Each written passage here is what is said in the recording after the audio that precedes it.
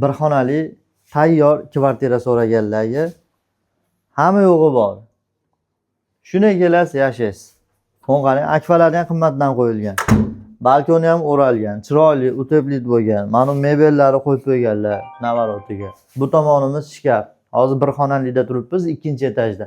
Aboy bo'lgan, tepa pataloylarga ham ishlov berilgan. Ancha mehnat qilingan batga, remontiga. Har bitta eshigiga ko'ryapsizlar, dizayn tanlab chiroyli qilingan. Bitta sanuzelni o'zlaringiz ko'rasizlar. Gilamni eshigi ham cho'tki. Kirishimizga shunaqa usti ochilgani, sanuzel ham xullas boru 18 ming deyaptilar.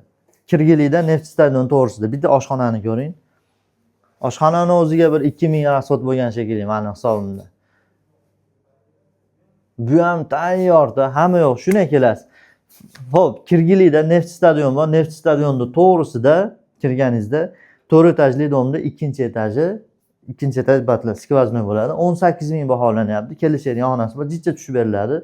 Bu kvartiraga 10 ming dollar rasxod qilingan ekan. O'zi 23 mingga to'xtab turibdi, pashti deyaptilar. Pul zaril 18 mingga sizlar baraka qonamiz, sizlar qilaverasizlar.